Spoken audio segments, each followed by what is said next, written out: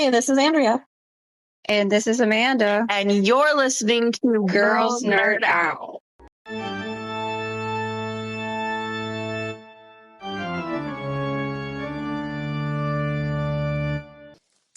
Hey everyone, welcome or welcome back. It's me, Amanda, and my bestie, Andrea.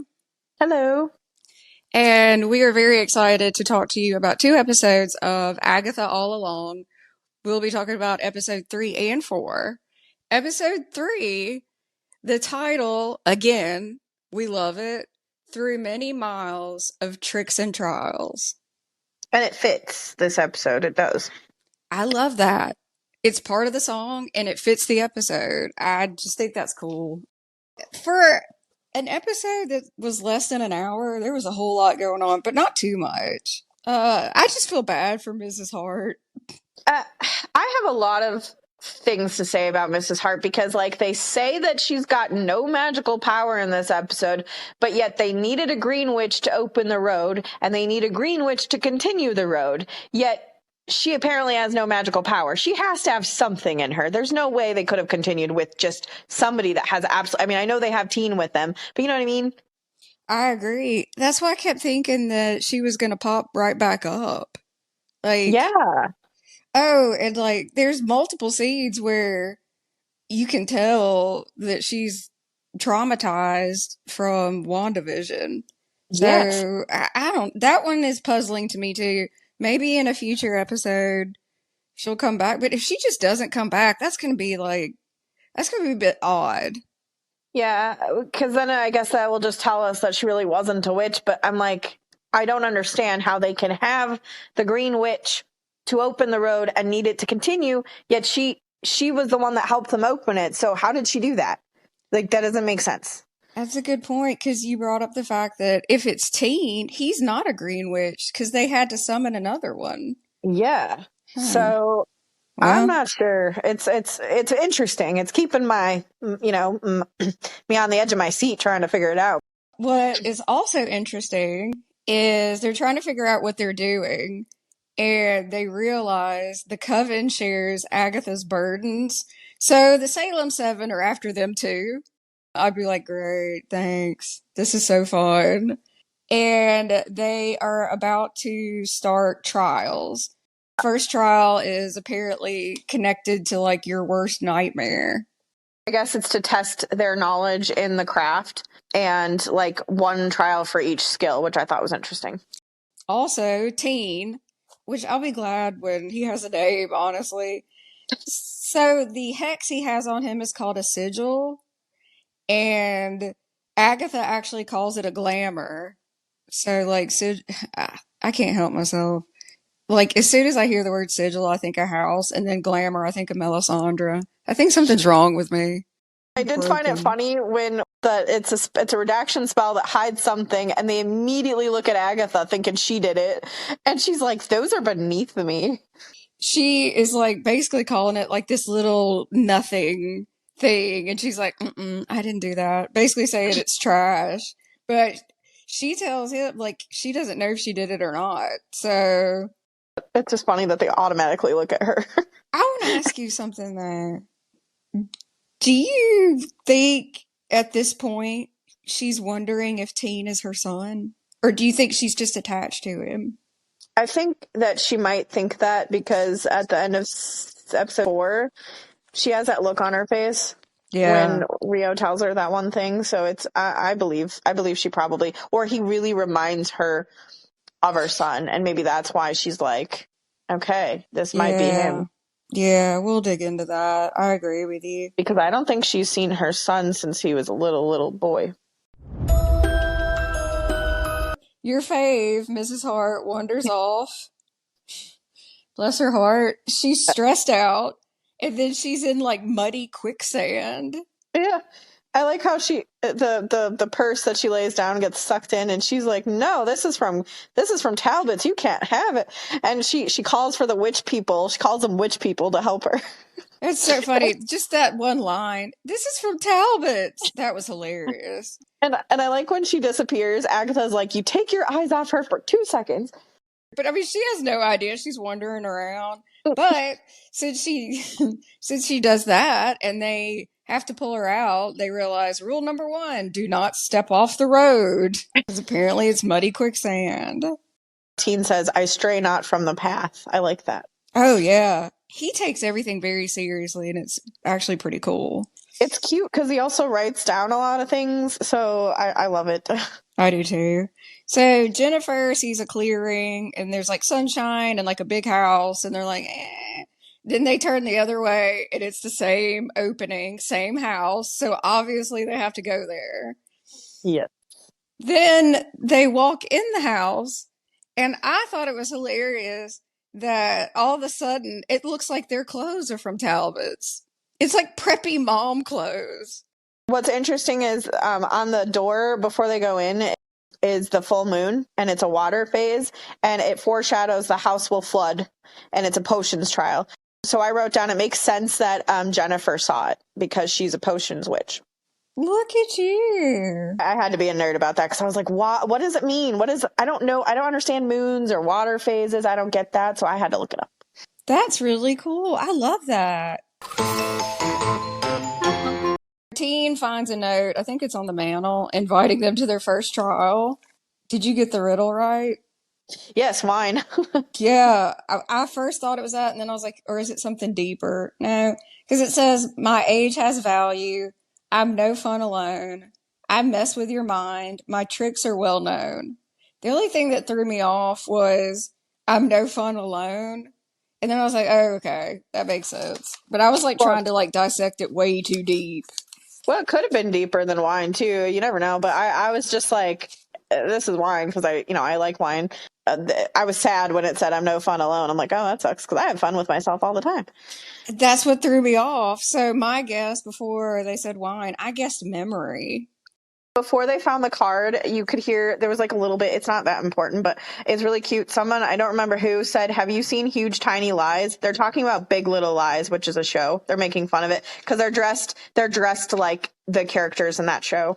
Oh my God. I picked up on them referencing the show, but I didn't know why.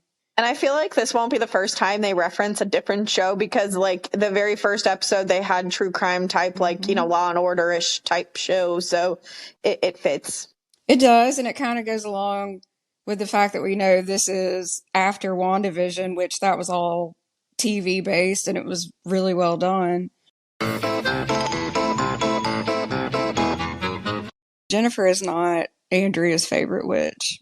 So she goes up to Teen and you think she's actually being nice at first. And she says, did you know she traded her own child for the Book of the Damned? Okay, so she says that to Teen and he looks afraid. But as she starts to walk away, then she's like, well, it's like a rumor. Like, so first she tells him that like it's honest truth. And then it's like, well, that's what people say. Okay. So that's when I was like, no, you're not trying to warn him. You really don't like Agatha. She's just being really mean. I mean, not just to Agatha, but to him. I just didn't like it. I was like, I don't understand why you're acting like this. Do you remember in the second episode when they were in Jennifer's candle shop? And Jennifer looks at Teen and then looks at Agatha and says, another child sacrifice? Yeah. Okay, so that meant her son. That is like the most savage thing to say. At the time, we didn't really understand why, but now we do, and it's like, damn. But I'm also wondering if that really happened, like, because she says, oh, he could be dead, a demon, an agent of Mephisto, and then later it just seems like, yeah, I get that you hate her, but like, I don't understand. It's just rude because they have clearly a budding relationship and you're just trying to cause a rift between them. I just thought it was super savage to bring up anything to do with her child. Like, Yeah. It's like, damn, that's a lot. Like, shots fired, seriously. Then we get a little bit of lore from Jennifer, but again, it's hearsay. People say he might be dead, or a demon, or an agent of Mephisto. And I was like, who is that? I had to look it up, and it's actually really cool. The actual character is based on Mephistopheles, who is a demon from the Faust legend. And I'm like, okay, what's the false legend? It's a very old German legend where a highly successful man is dissatisfied with his life, so he makes a pact with the devil at the crossroads, and he exchanges his soul for unlimited knowledge and worldly treasures. Mephisto, he's been described as one of Marvel's most notable and powerful supervillains, so he's really bad. Yeah, he's had dealings with, I guess, Doctor Strange, Doctor Doom, and Scarlet Witch. Okay, have we seen him in anything? No, I don't think he's been live action before. He might be in Okay. Doctor Doom. Doom is going to be the next villain, I think. Who knows? He may show up in this. Oh, God. And Jennifer implies that Agatha wouldn't recognize her own son if he showed And, up at her door. I mean, she might not, like we said earlier, because of like the magical spell that was on her. But at the same time, I don't really believe that because a mother knows her kid. It was a pretty savage thing to say. They pour out all the wine, and well, not all of it, but Mrs. Hart downs hers right away. Yeah, that's their first trial. They're supposed to drink the wine, and then a timer appears, and it counts down, I think, 30 minutes. And Teen wants some, and everyone says no, but Agatha's like, yeah, sure. She's hilarious. So Agatha is the only one that doesn't drink the wine. She pours it in a plant, obviously. We did get like a little tiny bit from Alice. We find out that Alice's mom told her all the women in her family were cursed. She actually made her daughter get a protection tattoo. Something's going on if she needs like a permanent protection tattoo. Did you catch where the teen said a lot happened to me at 13 too? Yeah. Okay, I don't know Oh, what that reference is. I guess we're not meant to know yet. I'm surprised that we were even told that much because, like, every time he tries to talk about himself, it gets blurred out. So, and I'm sad that something happened to him because he's such a sweet kid. He is. So apparently Alice's mom must have passed when she was 13, and that was him trying to comfort Alice because he's a sweetheart. So they've had the wine. Agatha has not. And Mrs. Hart makes a comment about how she would love to not have wrinkles. Yeah, she says, "I would drink the blood of a virgin I if I could smooth some of these wrinkles." I thought that was great. See, that's why I was giggling before I was thinking about another scene. It's very hard to talk about this show and not laugh because it's very funny. It's serious and funny, and I like that. Also, she's had two glasses of wine, so like that is insane. Very much. So she turns around and everybody's like, okay, so her face looks like one of those cat looking people that have got massive amounts of filler in their face. Oh God, yeah. Yeah, that's what it looks like. Like, uh, okay, fine. Madonna. That's the best descriptive. They look like Madonna. Told you. Lilia says, honestly, I don't hate it. And then Agatha is like, I think she looks fantastic. So one doesn't hate it, and then Agatha's just being a bitch. Well, they realize that they were poisoned, or at least Jennifer figures that out. She says we've been poisoned, and it's Aile's wife, or Aile's wife's revenge, which is the face swelling is just the beginning. You get dizzy, delirious, loss of motor function, hallucinations, and death. And I like how Teen's just like he's writing it down, and he's like, "How do you spell Ale wife?" I mean, he's trying to learn. He's got his little book. It's just so cute, but Well, I like how quickly she figures that out. I do like that. she's talented as far as potions and recognizing stuff, definitely. Because Agatha's freaking out 'cause she's trying to leave, Mm-hmm. and which was really good acting. And they realize that she didn't drink her wine, and they're like, "You can't cheat. You have to drink it." She does. She ends up drinking it. So she goes through all the symptoms of the poison, like after everyone else, which is kind of funny. But Mrs. Hart, like hallucinations are that's like the second part. That was just so heartbreaking because she goes, please, please, Wanda, let him breathe. Was she That talking about her husband? Do you think? I think in WandaVision, I think there's a moment where something's going on and Wanda does something to her husband. I think that's some kind of trauma, like coming back. I figured it was about her husband because I don't think she's got any kids, or it could be somebody really close to her that she cares about, but I think it was her husband. You know, I know that they said that Agatha couldn't cheat, but when Teen says he would drink it, she immediately was like, no, you're not touching it. That's when I noticed how much she cares about him. Oh, she does a lot, and she's trying to hide it.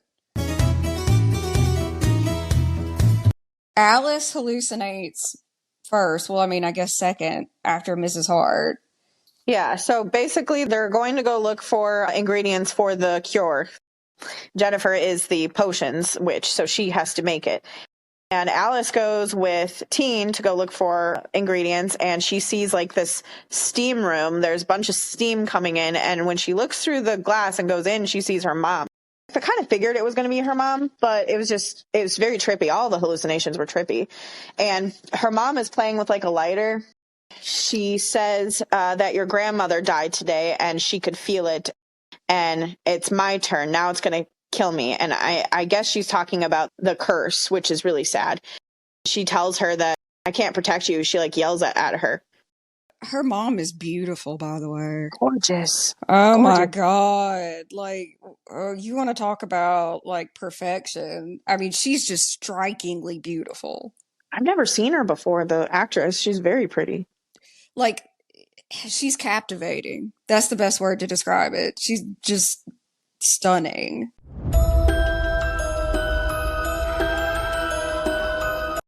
Yeah, talk about Jennifer. We get like a little bit of what happened to her.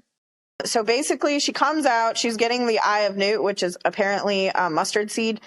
So she sees this man standing there, and from behind it looks like he is wearing, to me, I thought it was a hospital gown at first. And then you see her, because it goes in different ways, like they do each hallucination differently. So with her, it took a while for me to realize what that was, because it looked like he was wearing a hospital gown. Then it kind of looked like a priest wearing an apron. And then he says, "You are an inconvenient woman." And he's an older guy. So I don't know who this guy is, but I tried to look it up. It didn't say anything about him. It just said it was just made, the road made this hallucination for her, but it has to mean something. Like, is this the person that I'm assuming bounded her? I think he's creepy as shit. And then it says he's a doctor. So Yep. that kind of makes sense when you find out how she was lured. That's a big mystery. And she can't figure out how she was lured or how he was able to trap her. So it was just her hallucination really got to me. I mean, I do care. I don't want her hurt, but I was just like, this is scary. Okay, so it's Lilia's turn to have a hallucination. And there's a girl that appears down a hall, and she's in very dated clothing. And this is what tripped me out. It looked like she might have had on a French hood. And if that's the case, then that would be like Tudor. Speaking Italian. She does. She speaks Italian, and the subtitles say, "Do you want to see?" The costume really got my attention because it's a really beautiful, I think, Tudor era costume, and it's pink. But what she says is super creepy. It's very interesting hallucinations. How old is Lillian? I think older than 450. Now I'm starting to wonder if that's something about the plague. We see a personification of death, which is pretty creepy, with like the skull head. And the girl says she's dead. They're all dead. I'll just be very interested to know, like, if she really is that old and that's what they're talking about. Or a plague, who knows? But it bothered her tremendously. She's very in tune with a lot of things, so it's very possible. When they're getting the ingredients for the cure or whatever, Agatha sees all the skincare that Jennifer made, which is funny because it makes sense because this is her trial. So that's funny. The road is very interesting to me. Her skincare, I guess, is not all natural. Oh no. They have to find petroleum. So they Petroleum. go, and there's no car to get it from. So Agatha's like, petroleum jelly. And she says, I know a snake oil salesman when I see one. So Jennifer has been saying, like, you can eat this. It's organic. And it's not. Such a liar. Jeez. Okay, so they realize that the house is underwater. Yep. That's where the flood is happening. Yep. A little bit of water starts coming from a crack in the glass. And so they're freaked out.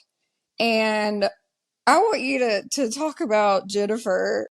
Well, first, the cauldron needs to be on fire, like needs to be boiling, and it's in a sink. So how do you boil water in a sink? I mean, it's really funny. And then Teen, I forget what tool it is, but it's something that heats up meat, and he puts it in the water. He's very smart on like thinking when they're in dire need of thinking, But she's like, I didn't have time to think about this when I was drowning in the sink.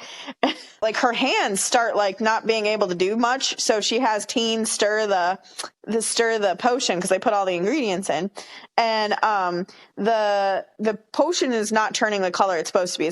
It's supposed to be like a bluish color, I think. Cerulean. Cerulean, yeah, I can't even say that word. Do you know why I know that cerulean is blue? How do you know that? The Devil Wears Prada.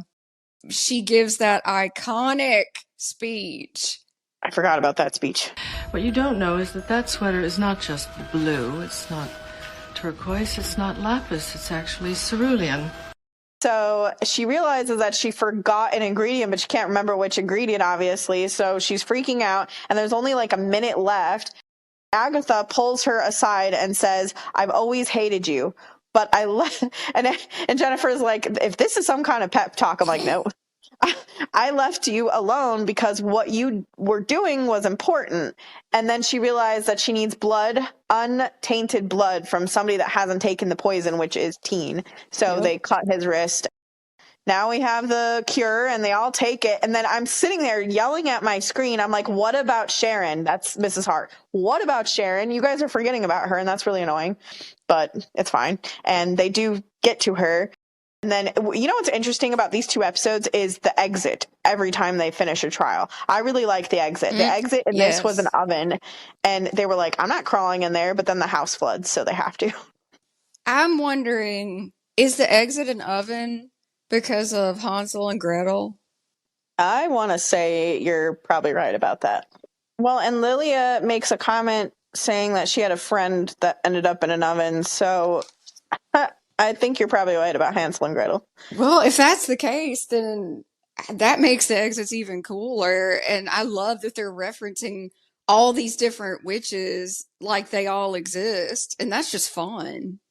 Yeah. I really love this show. I really do. I do too. But unfortunately, at the end of the episode, Sharon died. Yeah. It was unexpected, honestly. But I get mad because they all kind of forgot about her. They jumped Jennifer's ass because I can't remember which one, but they were like, she drank 2 glasses of wine, so she needed double of the antidote. Lilia's like, you're a potions witch. You should know that. Yeah, and Lilia's pretty nice, so if she's jumping your ass, then you really screwed up. But yeah, that was the end of episode 3. I really liked that episode. I thought it was funny. I thought it was scary, some parts. It was serious when it needed to be serious.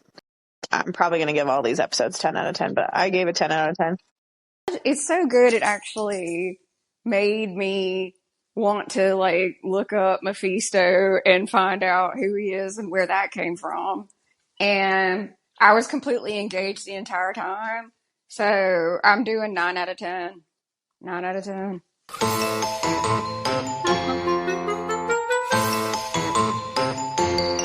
So episode 4 is called If I Can't Reach You, Let My Song Teach You, which I really like. Yeah, I like that too. And it totally fits because the whole episode is that, pretty much. It's about, music. So they're burying Mrs. Hart. And, it's literally just Teen digging up a hole right now. But yeah, they're going to bury her. And Alice mentions that her mom died on tour in a hotel fire, which I'm wondering if she did that on purpose or if it was a curse. It was probably the curse, right? Because I feel like you wouldn't want to choose to die by fire. Yes, that had to be the curse.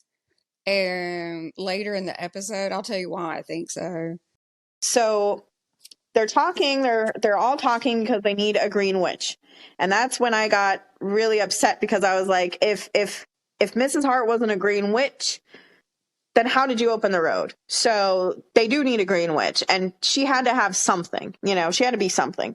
And I don't think she'd be as affected by Wanda if she wasn't something kind of magical. Maybe she doesn't have to be a full-on green witch, but she was something. Jennifer says something really annoying. She says, we would have not all survived without my expertise, and we just saw that you clearly needed help. You needed everybody to help you gather stuff. You needed help stirring the potion. I'm not saying she's not talented. She is, but she needed help in the last 50 seconds of the spell or the trial. So clearly, and not all of you survived. Mrs. Hart is dead. Yeah, it's almost like they're having to face something about themselves that is a problem or they shouldn't have. And I think hers is ego. She has a huge ego. And, Teen says something that I agree with. He says that because they all are bickering about whose fault it is, like we said earlier, Lilia says she drank 2 glasses of wine. How many doses did she get? Because you're a potions witch. And I said they should not be fighting. They shouldn't be arguing. Yes, they all are at fault. Teen says they're all at fault because we're all supposed to protect each other and we didn't. So I agree with that. I feel like that's going to be part of the trials too, is that they all have to work together and they all have to, they don't have to be best friends, but they're all supposed to look out for each other. Very true, because Agatha mentions, hey, we were all solo. So, we're rule breakers, basically witches without a coven. And so all of them were by themselves. And I think you're right. I think things are going to occur that are going to make them lean on each other. Yeah, because some comments that they make even after this conversation, after they summon the Green Witch, it's like, really, do you guys, you just go back and forth on how you feel about each other. It's really annoying. Yeah. I like the writing and it's real. It feels real, but it's just annoying because I could not be friends with any of them. I'm just saying. That's a good question. Yeah, I mean, Agatha is funny, but she'd get on my nerves too, probably. You and Agatha would not get along at all. No. So basically they need to summon a green witch, and they do, which is really cool scene. Oh, God, I loved it. So, something starts coming out of the ground, and they're so freaked out, and they have no idea who it is. And Teen's like, Mrs. Hart? Some of them blame Agatha because she's the one that started the chant, to summon, and she's like, this is a group effort. What's so interesting to me though is what each one says, to get the green witch. It's very appropriate. Lilia says strong and wise and the best at her craft. Perfect thing to say. Agatha says, may she be smart and not annoying, and also not super political. And Jennifer says, may she be pleasant looking, which I was like, not surprised that she said that. Yep. And then Alice says, can she bring some Advil? She's so real sometimes. Yep. But their responses really show their personality. I loved it. Yeah, since you pointed out that Jennifer and her ego, her saying pleasant looking, I'm like, is that really what you would say?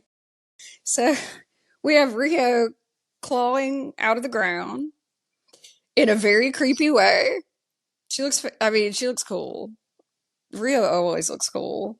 And she kind of you hear bone and cartilage click together as she's straightening herself out. Yeah, she didn't bring Advil, which is sad. Yeah. But I like that she called Agatha her lady and gave her a leaf, a really pretty orange leaf. Look, I ship them. They have a name. What is it? It's I think it's Agatha. Oh, that's really cool. I like that. I like how they ask her if she's a green witch, and she goes, "No, I'm the green witch," and she says it in this really creepy voice. She really does. And that's actually why I chose that line when I posted on TikTok when I did the Rio cosplay. It's a badass line. Oh, by the way, you should really follow us on social media. Follow your favorite podcasters on all social media at Southern Mother of Dragons and at the Princess of Dragonstone. I like how Jennifer says, "Do I hate her or do I want her phone number?" I'm like, "Yep, that's the point." Oh, yeah, and Rio is grinning. Yeah. That's such a cool line, though. Again, I'm such a nerd. So when Rio says less a green witch, more the green witch, do you know what that reminded me of? Hmm. You want to be a queen?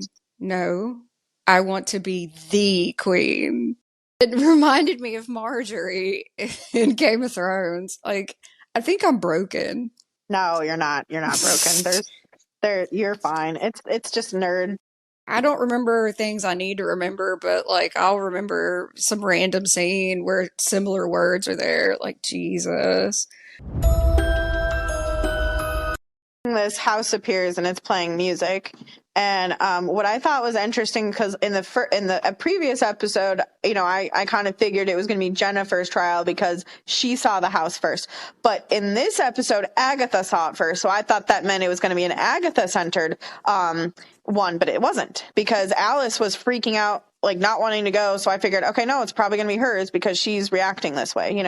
Yeah, same. But I like that they change it up a bit like that, because you expect it to be one way and it's not going to be that way. The moon on the door, it's a really pretty door. The house is really cool. I guess it's a cabin, but it's still really cool. And it's a waxing moon, and apparently that means a period of growth and rebuilding, and it's fire. So that's really cool. I really like that too. That was really cool. And the house is just cool. And when they go inside, again, their clothes and hairstyles change, and they're in the 70s. Everybody just looks so damn cool. Who do you think looked the coolest? Agatha and Rio looked the best. 100%. They mirrored kind of their outfits, which is interesting. Yep. So I think that's telling us something more about them, because, I mean, she was messing with her more than anybody in the whole episode. So I just figured they're just meant to be together.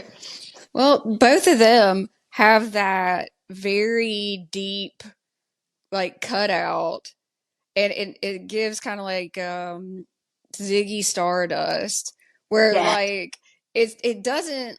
It's not low cut. It's like that deep V, so you see like sternum or whatever, and it's just cool looking. It looks cool as hell, and also hot. They looked beautiful, stunning. I mean, they all look great, but Alilia looked really cool. Like, it looked like it was her style. But I feel like my favorites, I don't know if that was did you say if they were your favorites too? But they were gorgeous. And the decor is interesting. They got demonic masks on the walls and pictures of, I would assume, witches from the Salem witch trial. Yes, I think that's what Lilia was looking at, because it was artwork depicting women in situations where it looked like, yes, witch trials. Cool, but creepy. Very. Hey, here's another thing. Did you notice Jennifer's outfit? Yes. It's just a pink dress with a flower crown. I have no idea why hers looks so different than everybody else's. I don't know. I didn't understand her outfit compared to everybody else's. No, everybody else is like a 70s rock star. I don't know. Yeah. Maybe she's early 70s leftover hippie. Hell if I know. I thought she would look really cool as, how like back in the 70s they had like the skater rings were really popular. I thought they'd put her in like skates and like a gold outfit or something, because she would look really cool in gold, or like a blue shimmering outfit or something. I agree. It's just very noticeable because she's the only one in pastels. Alice sees her mom's picture, and again, she's stunning. Like, I got the feels in this scene, I'll be honest with you, because they say She was trying to open the road with her concerts. Her fans were her coven. That's what Alice says. And I thought that was so cool. Me too. I don't know, something about her fans were her coven is just, I don't know. I thought that was really, really neat. It's giving the mother is mothering, like mother of dragons is mothering. She's Misa. Yeah, definitely. It's giving like Misa plus Stevie Nicks. But I also noticed throughout these couple of episodes that that Lilia is in tune with something going on. So, in the previous episode, she says, save Agatha to Agatha, right? She's not saying I need to save Agatha. Somebody is telling her to save Agatha. I agree with you. I think it's a premonition, maybe. Yeah, premonition of something. And it says, and then she says, which is it? Am I wispy or am I kooky? And of course, Alice is just like, a bit of both. And she starts to back away too. I thought it was funny. But she also says, Alice, don't. So she's catching on something. Yeah, she is. And then she has no memory of it after she says it. Which is interesting. Yeah, I don't know what that is, but she's doing it more often. So I guess we'll figure it out. I like it. It's very out of pocket, and I like out of pocket things. So, well, speaking of out of pocket, the next scene is. Well, the next scene is, you see, you see Agatha going into a room by herself, and then Rio follows her in there, which I love. And she asks, like, who are all these people? And Agatha says, oh, they're my new best friends. I'm like, are they? Yeah, and she says it in a slightly sarcastic tone. And her smile was sarcastic too. Yes, they're my new best friends. Yeah, sure. Uh-huh. Well, she basically is like they're talking, and she wants to. Agatha's trying to say, after all this, like maybe we should call a truce. Maybe we should just, be like we used to be and work and play. And they're like kind of flirting ish here, and I really liked it. They're definitely flirting. Agatha's putting on the charm, and she's trying to trick Rio. Yes. So she's talking about a truce, and so Agatha, I guess, presses like the button that is the speaker for I guess that's like the control room. So that everybody that's out in the recording area can hear what they're saying.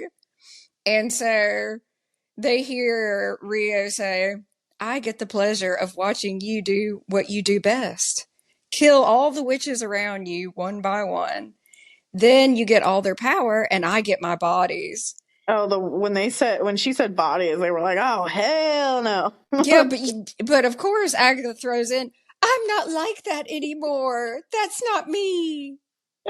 That was so funny. I was like, oh my God. Talk about like manipulative. That was crazy. But it still like radiated so much tension between them. Even though she was playing her, it was like you could tell she had the tension in her, and it made me feel something. You know what I mean? Like I was just like, God, please. Oh no, I'll be honest with you. I have a thing for Rio. Like I have no like issue saying that. She's hot. She's hot, and I think Agatha's hot too for her age. Oh yeah, I don't know how old she is, but she looks freaking fantastic. Jesus, they have great chemistry. Oh, too great, man. So then this really loud sound comes on, and it's really shriekingly loud, and it's basically a record that's playing backwards. See, the reason why it's doing that is because Teen was like, I thought this was a clue, and it says he pulls up this piece of paper that says "play me." So yeah, that is something you need to do, but it's playing backwards, and in the subtitles it said it was like in a demonic voice. Mm-hmm. So what's interesting about playing certain songs backwards is some people think they hear stuff like that. So I thought that was interesting. Yeah, me too. And it sounds really creepy, and all the witches are like covering up their ears and saying stop it. So it was apparently painful for them to hear. Yeah. It affected him too, though, which I thought was interesting. Maybe it was because it was just really loud and creepy sounding. No, but he was affected differently, so that's why I'm like, I think it was loud for him and it was different for them, you know? Yeah, I agree. So a lot of stuff starts to happen in this scene. We have Lilia and she shrieks and you could tell she feels like she's on fire.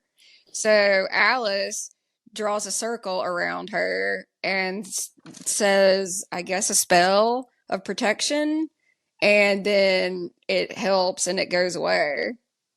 And they know it's a curse. Yeah, the only way to end a curse is to face it. Yep. And Jen gets burned too.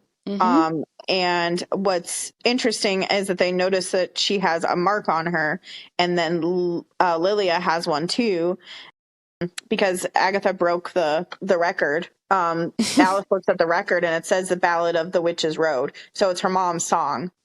Yep. And so Alice is like, oh my God, like she really is cursed. And this is her curse and it's on everybody. Yeah. So the curse that was generational in her family, they all have it. And it's kind of like a triangle on the shoulder, kind of? Yeah. And so Alice, she's been in denial for years, apparently. And she shows hers and she's like, I convinced myself it was a birthmark. And it's like, She was trying to ignore anything that had to do with magic because of pain from her mother's death. So you can't help but like feel something. Yes, I feel for her. And when they're all talking about the curse and the curse is like flying around the room or whatever. What's interesting? I noticed Rio is sitting and relaxing on the couch and she's reading a magazine or a newspaper. Oh yeah, she didn't give a damn. Well, the curse attacks Teen. And picks him up. It's scary. Didn't you think it looked scary? Yes. And it attacks Teen too, so it like throws him through glass. I like how Agatha goes first and freaks out, and like everybody goes except for Jennifer. Yeah, Jennifer stays in her circle. And also, Andrea is famous for her rants. Yes. And if you haven't been able to tell, I know she doesn't like Jennifer. So I'm just trying to get Andrea to rant.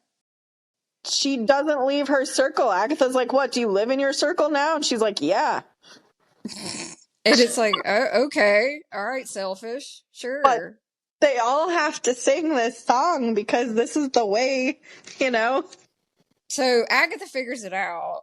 And she says, we have to play Lorna's ballad because her intention was to save her daughter. And this is so cool to me. So Alice's mom's song is a protection spell itself. And it was such a popular song that someone somewhere is always playing it. And that's how Alice was protected her entire life. I love that so much. It's like, it's a wake up call. And also it's like she realized her mom really did love her and she wasn't crazy. And that's such creative story. Like, yeah, I thought that was so neat. So her mom did what she could and made sure her daughter would be protected because the song was a hit. So it was just sweet. It was really sweet. So Agatha starts yelling at everybody, like, what do you play? Yeah. And everybody's not super enthusiastic. And except for Teen, obviously. He's like, I play a little guitar. And he goes and gets a guitar. I forget what Lilia says those little things are, but she says she knows how to play them because she's like, I don't know how to play the piano. I know how to play this and something else. Can't remember. Oh, the flute pipe or something. Bagpipe? Not bagpipe. Flute. I think she said flute. So, yeah, it's those little things that you like bang together. Yeah, like little tiny cymbals and they go on your fingers. Yeah, so it looks like Rio gets on the drums, which looked very fitting. Alice plays the piano and Agatha sings and then Lilia plays those little and Jennifer plays the guitar, some kind of guitar, I think, too. So yeah, I think Jennifer's on a bass guitar, if I'm not mistaken. Before they start doing their music, it starts to record. Nobody did that. Nobody went to press recording. So the road is recording them singing? I guess so. I thought that was Interesting. weird. That is. Uh, Lilia made me laugh because she has maracas at some point because the curse is still there, and Agatha yells them, "Stop phoning it in! Like, give it all you've got." So they start playing better, and that's when you see Lilia. She's got her maracas. And yes, that was really cool. And I like when Agatha gets burned, she tells them not to stop, to keep going. So that shows that she really cares about all of them in some way, you know? Agree. Let me ask you this. Yes. So the curse goes and perches on Alice's shoulders, and the curse is like fire. That Yeah. mark the mark that Alice had, is that from the curse like perching on her? Yes. Okay. Okay, so that's why they all got that mark. It's from the curse because it would perch on your shoulder. That's creepy. I Ew. wonder why that generational curse is only in women. I Um, mean, the thing looked like a woman. I guess I guess because of the persecution of the only female witches, I guess. No, that's possible. That makes sense. But you know, when they were playing Teen, they focus on his side. He's got a glass shard stuck in his side, and he still sings. But Ugh, it like seems to bug him, and I wish he would have stopped. But I know he had to keep going because of he really cares about Alice and everybody. So that I mean, he's playing the guitar and he glances down and there's like glass in him and he's bleeding and he just keeps playing. yeah, that's Oh, dedication. But it freaked me oh. out because I forgot about it for a second, and then I realized, oh my God, he's he's bleeding out. Like, whew. Yeah. Well, Alice starts singing louder and like she's like, I can break this curse, and she's Yeah, dedicated and it's on her shoulders and she just keeps belting out the song and she kills the curse. Or they which is do. awesome. Yeah. And so the piano opens and the piano is their exit, but Teen tries to talk to him and he's lost so much blood he passes out. Yep. So of course Agatha is the one that really freaks out the most. I mean, they all kind of seem to care, but like they bring him out and then they ask Jennifer to help because like who else is gonna do it, you know? Yeah, I really like. So, Agatha's concerned about him, Yes. and she looks at Rio and says, "Don't." And I have a feeling that that's going to make more sense down the road. Because Rio actually looks slightly surprised. Yeah. So I want to keep that in mind because, I mean, I have a theory, but I think that was Agatha really protecting him. So, And her reaction to him is definitely I would like I can't imagine being in that situation with the child, but that would definitely make me freak out as well. So I thought she did a very good job there, and Jen saves him. So mhm. I was very happy with that. She does. It was pretty cool. She makes some little potion and then pours it on him and it heals him and he's totally fine. And then it cuts to a scene where they're just kind of hanging out. I guess they're waiting for the next trial, I guess, or taking a break. And you have Alice and Jennifer and Lilia, like just basically getting to know each other. And Oh, and Rio's there too. oh yeah, Rio's there, slightly off to the side. Yeah, she's just listening, basically. Yeah, man, this whole scene got me. We do find out a little background. Jennifer says she's an 11th generation root worker and a midwife. That means the guy that drowned her or tried to drown her, he's definitely in the medical field. Yeah. So she said that she was invited to a brand new OBGYN Association of Greater Yes. Boston. And it was a trap.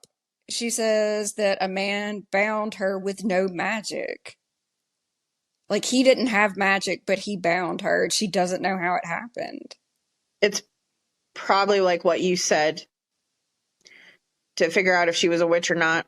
He performed magic without being a witch, and she can't figure out why. So I guess we're going to probably get a lot more about that. Yeah. But I'm thinking he probably had help. So somebody bigger than that did it too, Oh, yeah. I think.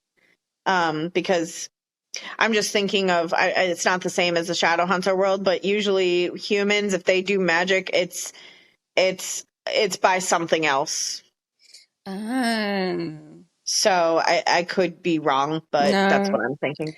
It's either that he had help or he is like a demon or something and they don't know. Oh, Or he he could could. be a demon. What if he's Mephisto? He could be. I mean, he could be. He acted really evil. He was creepy when he tried to drown Jennifer. I don't know. He was scary. He was probably the scariest part of both episodes, to be honest. Yeah, he's really creepy. Um, Alice's story is very touching. yes, you can talk about that. I like Alice. I like Alice too. So, kind of as like a defense mechanism and a coping mechanism, she stopped believing anything her mom taught her so she could stay angry because she didn't want to face the truth and feel grief and sadness, which I think is really cool that they showed that because that is a very common thing. Like, very common for people that don't want to feel sadness just to find something and just be angry and just like lock into that. And Lily is so wise, and this scene is just so touching. And she's basically telling Alice that, and she's like, now you know it was all for you, and that makes you sad. And she realizes, obviously she wanted to be angry and not sad, but Lilia says, sad is better than angry. Yep, it is. Mm. It was so sweet. It was sad and sweet. I don't know. I like Lilia. I think she's cool.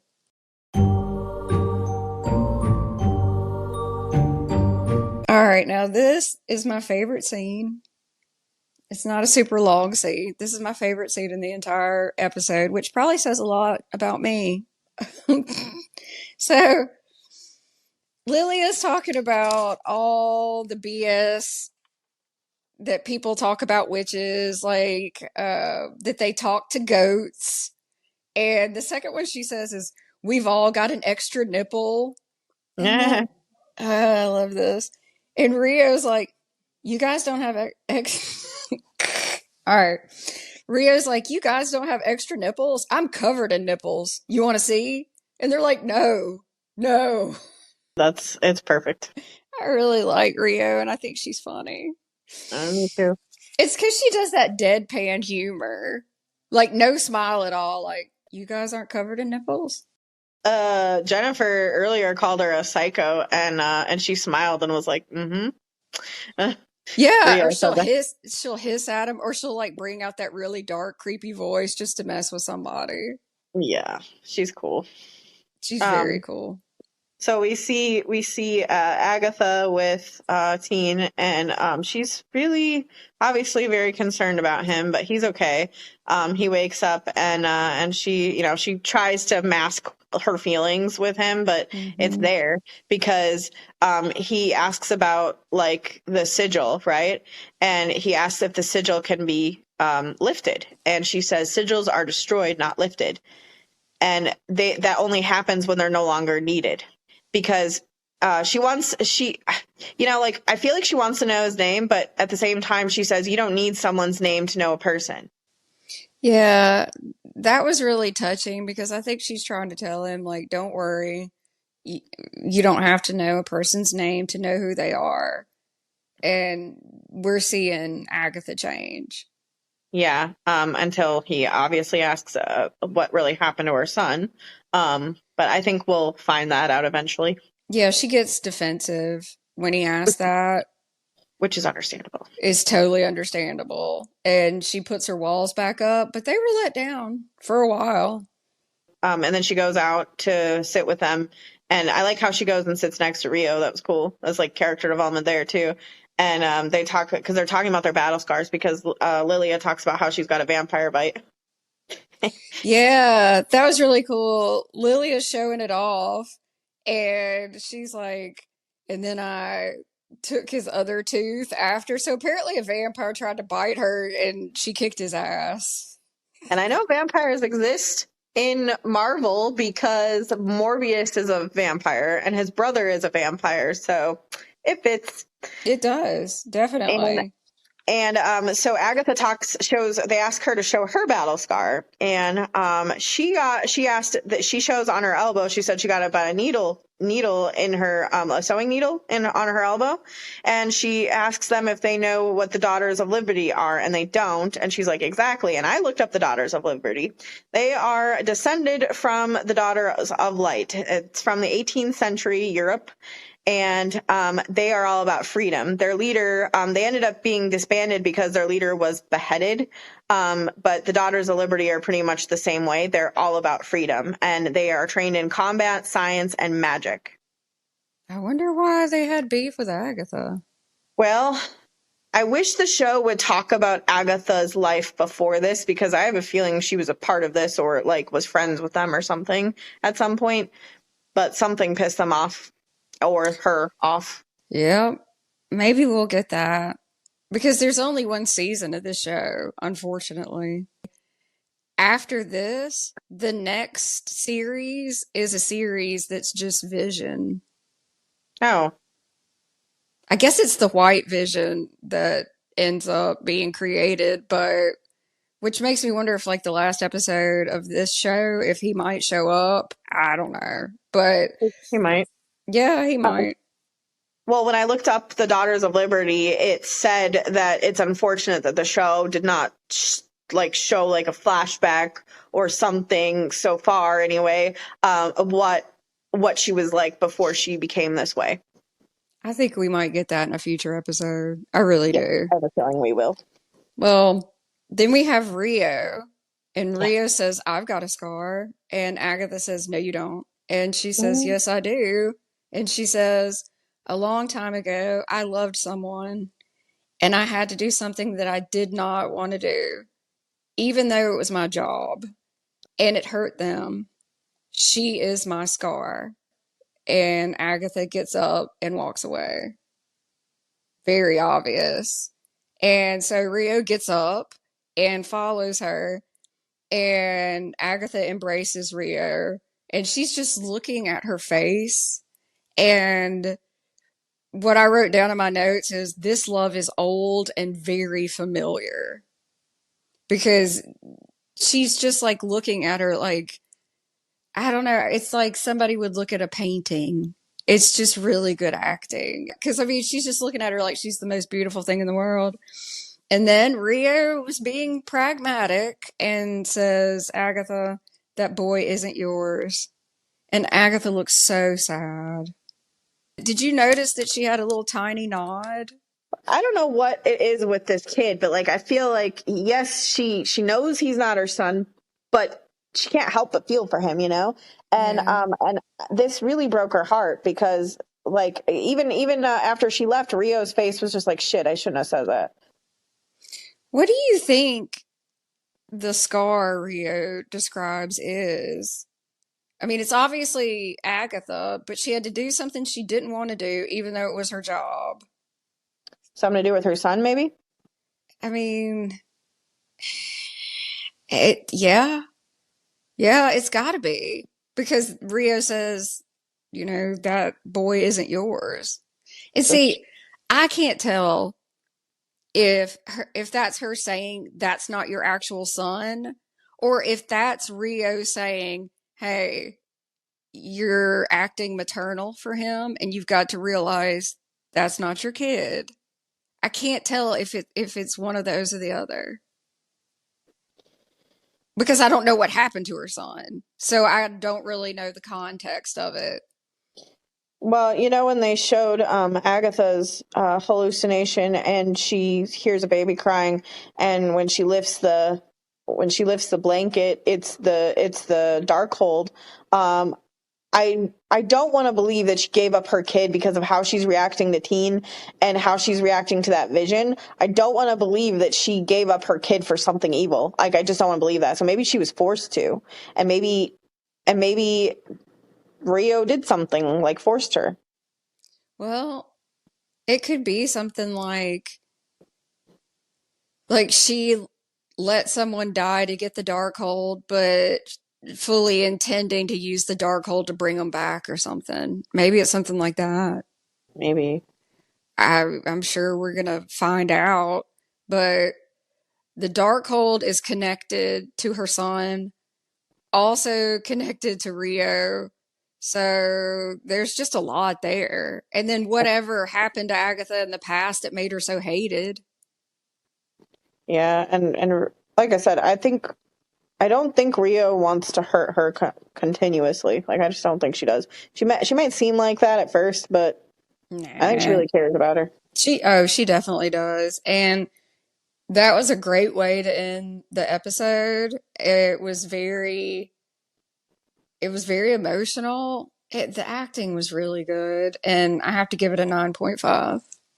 I gave it a 10 out of 10. Well, thank you guys for listening to us. We're very excited to go over another 2 episodes next Monday because this is a very good story and it's perfect for October and Halloween.